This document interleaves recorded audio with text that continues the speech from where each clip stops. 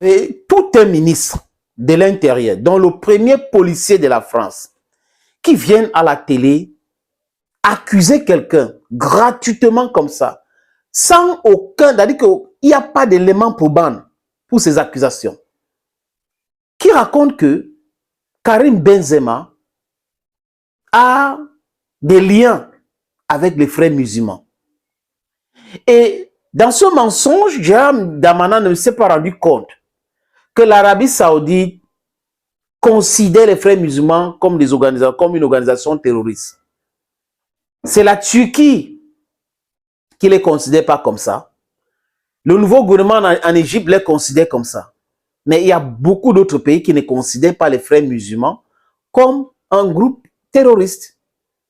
Parce que pour eux, ils sont dans la société, les affaires de la société, les aider et autres. Donc, chacun a sa terminologie, mais seulement comme il était sur un plateau, sous CNews, la télévision de Bolloré, il ne s'est pas rendu compte que on lui a posé la question sur Benzema qui a fait un tweet en soutenant le peuple palestinien à Gaza, en condamnant le fait qu'on bombarde les enfants et les femmes qui n'ont rien à voir avec cette situation. Et la première des choses, c'était de l'insulter. Insulter Benzema et prouver qu'il ne s'est pas prononcé le 7. Pourquoi aujourd'hui? Il n'a pas une obligation de se prononcer. Il n'a aucun footballeur, aucun sportif n'a pas d'obligation par rapport aux officiels, aux autorités politiques. Il n'a pas d'obligation. Et il peut choisir ses combats. Et il a le droit, si on est dans un pays de liberté et tout ça, comme vous prétendez être. Mais là, Darmanin insulte l'intelligence de Benzema, insulte la personne de Benzema et ment sur la personne de Benzema. Voilà donc Benzema qui veut porter plainte contre le ministre de l'Intérieur. Et ses avocats ont déjà annoncé qu'ils vont porter plainte. Et Darmanin, il commence à vouloir faire ce virage à 360 ou 380 degrés. Mais le mal est fait. Un ministre de l'Intérieur qui a certains éléments à sa disposition, a déclaré que Benzema fait partie des frères musulmans, est un soutien des frères musulmans, a un lien avec les frères musulmans. Les amis, c'est cette France-là que certaines personnes défendent. C'est ce gouvernement de Macron avec ces messieurs que les gens défendent.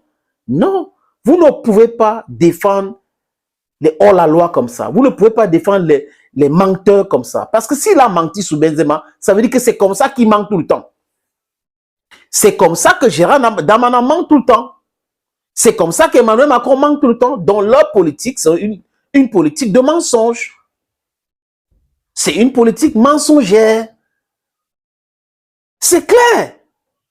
C'est pas... Il y a une histoire là en France. On oublie tout le monde de dire, si on a dit que c'est les terreaux, il faut que tout le monde dise terreau.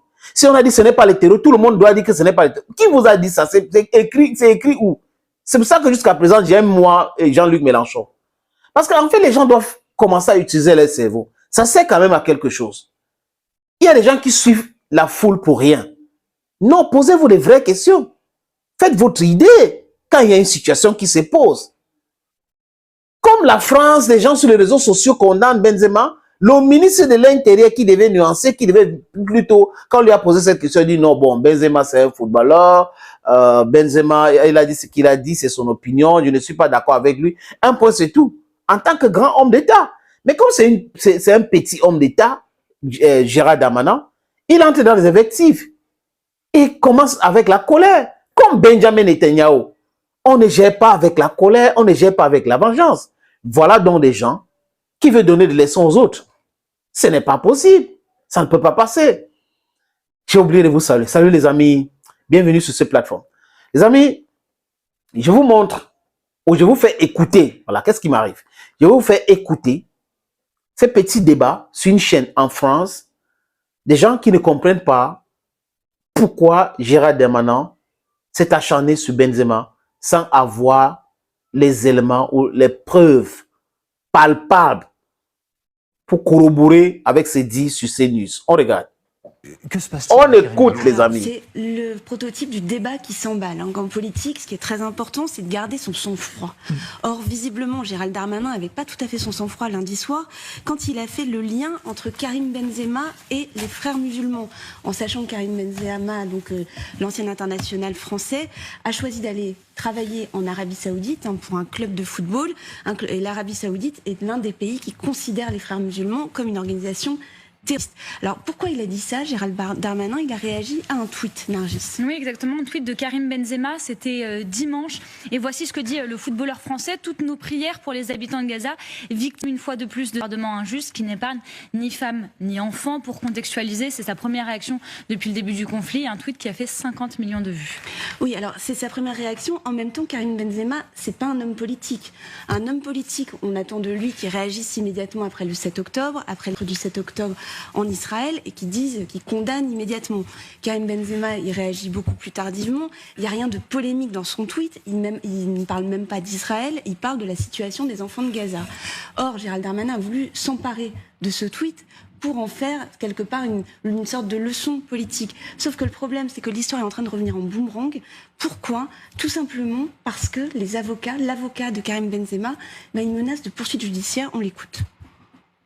Et Karim Benzema, il pourrait bien sûr le confirmer lui-même, n'a aucun lien, ni de près, ni de loin, avec les frères musulmans. Et ce qui est absolument incroyable, c'est que le premier policier de France est capable de tenir de pareils propos, à l'évidence, sans aucune vérification, sinon il ne les aurait pas tenus. Bon, c'est inadmissible. Porter plainte, oui, on fait pas ça à la légère. Quand on est ministre de l'Intérieur, on n'a pas le droit. La parole engage. Alors on voit bien que le cabinet de Gérald Darmanin avait déjà commencé à rétropédaler en disant que ce qu'avait écrit Karim Benzema ne méritait pas de poursuite judiciaire. Bon, la difficulté, c'est qu'il se retrouve dans la position inverse. Et l'autre difficulté, c'est que Gérald Darmanin n'a pas regardé au bon endroit. C'est-à-dire qu'il s'est focalisé sur Karim Benzema, mais il y avait un autre joueur de foot qu'il fallait regarder. Cet autre joueur de foot s'appelle Youssef Attal. Donc il joue à l'OGC Nice. Qu'est-ce qu'il a fait? Il a relayé jeudi la vidéo d'un prédicateur palestinien contenant un message à caractère antisémite. Il s'agit de tout à fait autre chose. Donc il a effacé sa vidéo, ce joueur de football, depuis. Mais lui, dans ce cas-là, il y a une enquête préliminaire qui a été ouverte pour apologie du terrorisme. Donc la justice tranchera, mais en tout cas, il valait mieux regarder ce qui se passait à Nice plutôt que sur le Twitter de Karim Benzema. Et puis d'un mot, rapidement s'il vous plaît, Karim Benzema, il s'est retrouvé de nombreuses reprises au centre de l'attention médiatique et politique. Et sauf que c'est un joueur qui est hautement apprécié et du coup ça polarise encore les opinions. Il y a plein de jeunes qui vont se dire qu'à la Garfen Week, mais pourquoi est-ce que le gouvernement français s'en prend à Karim Benzema? Absolument, d'autant que, alors moi je ne connais pas Youssef Attal, en revanche je connais Mohamed Salah, qui est un joueur phare de Liverpool, égyptien. Pareillement, Égypte, où l'organisation Frères musulmans est considérée, et ceux qui y appartiennent sont souvent en prison, voire exécutés. On se rappelle notamment l'ancien président Mohamed Morsi. Et donc, lui, pareillement, il a des dizaines de millions de personnes qui le suivent. Et il fait un message où il parle non pas d'antisionisme, non pas... Voilà, vous avez écouté vous-même. Eux-mêmes, sur ce plateau, ils sont dépassés par les propos, par la conduite même du ministre de l'Intérieur. Oui, il va devoir répondre devant la justice maintenant. Au sommet à Coupa. Mais il faut qu'il réponde. Il faut dévoiler les méthodes de ce mythomane. Oui, son plan en France, surtout dans le gouvernement de Macron, qui manque comme il respire, dans les médias aussi, ce sont des mythos, des propagandistes, des communicants qui passent le temps à vendre le narratif des agences de communication. En contrepartie, on les donne de l'argent et ils prétendent donner des leçons, prétendent être libres, prétendent être équilibrés, prétendent être des journalistes. Thank you, friends, for watching. Stay blessed and bye-bye.